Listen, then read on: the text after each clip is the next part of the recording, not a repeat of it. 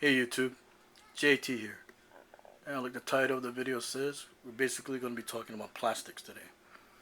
Got a little show and tell here. So, I'm not talking about the plastic used to make this cup, or the plastic in this cake knife.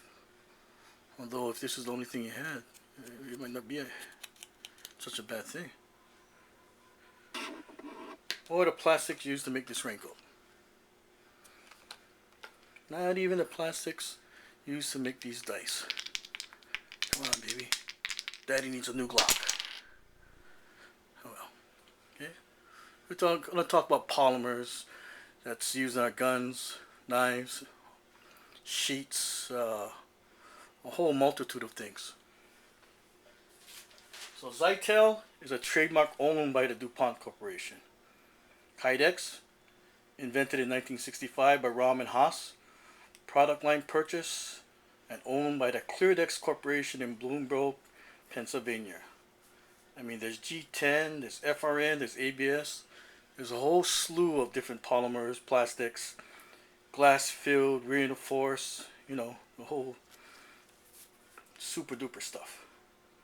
There's even Grivery. That's something new.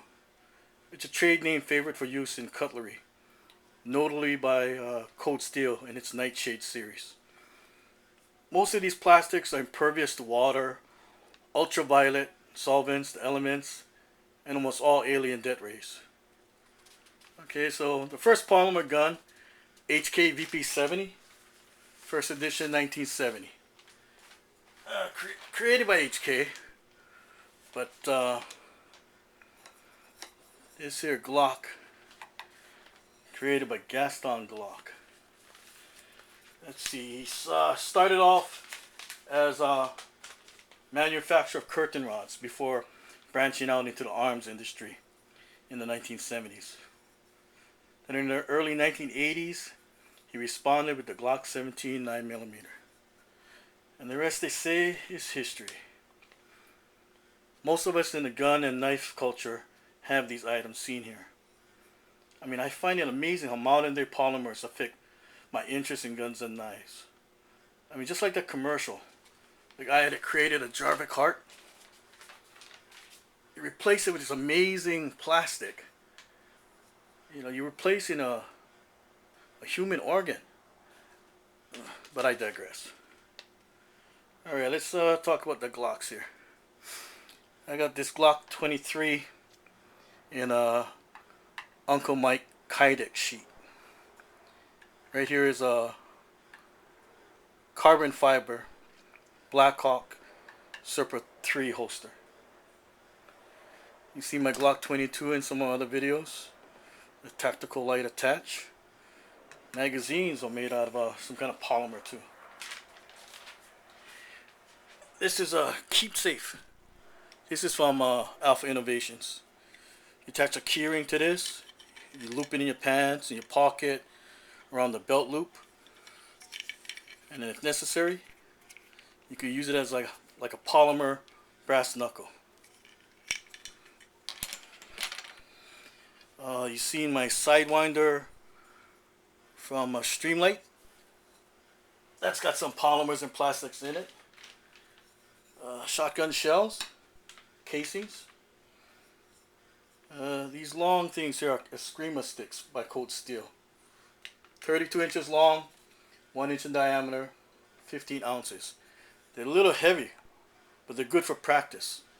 And when you switch over to the rattan sticks, your hands just fly. Then we have Delta darts. Let's see. Come with a neck chain.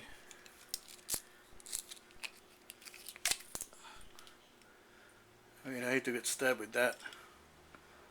You just gotta find the right spots on the armpit, down through the clavicle, up under the jaw, right through the neck. I mean, scumbags in prisons would kill for something like this. Anyway, 8 inches long, ½ inch in diameter, and ½ an ounce. you remove the chain and keyring, and this thing will pass right through a metal detector undetected. You know, just stick it down in your nether regions, pull it out when you want to take over that airliner. You're all seeing tech locks.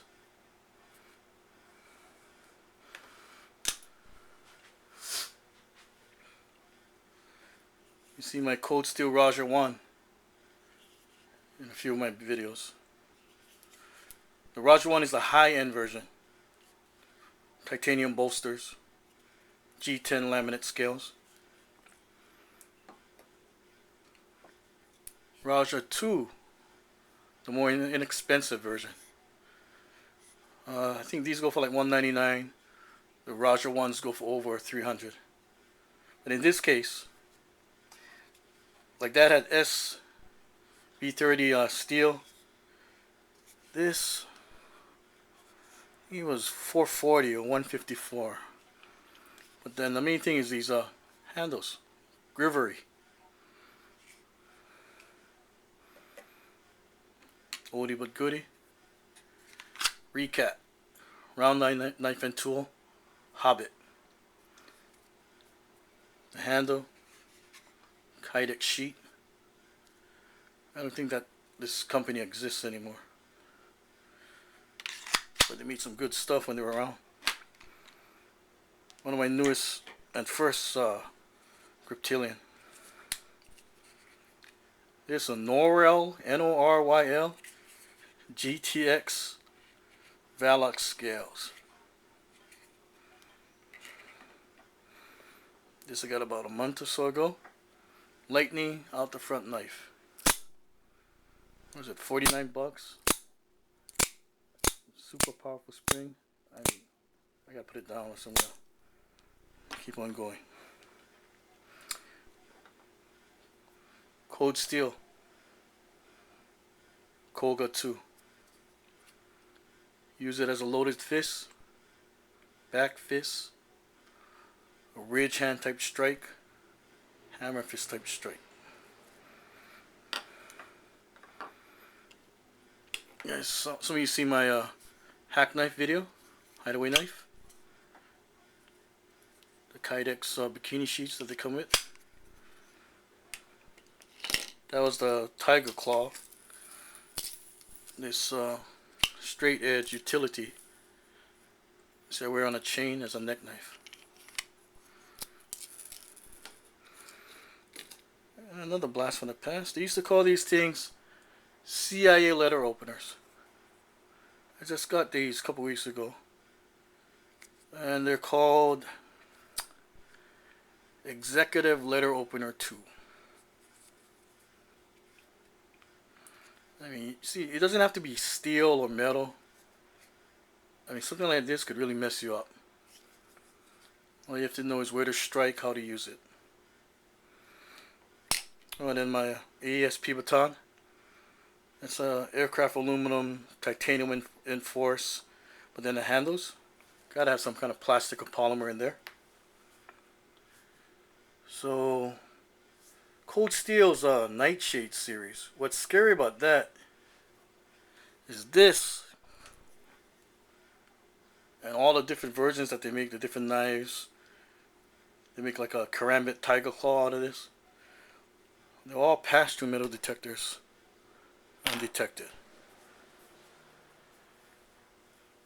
Well, that's a little show and tell. Oh, I almost forgot. My Comtech Stinger 2.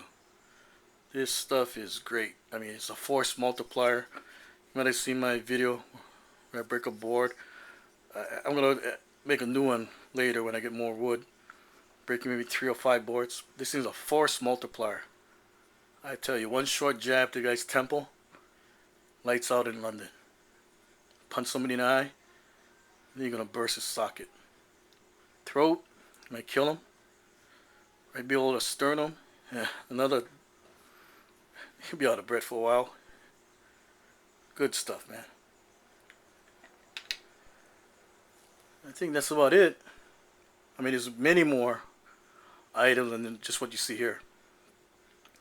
Like I said, what's scary about the cold steel stuff? Just pass through a metal detector.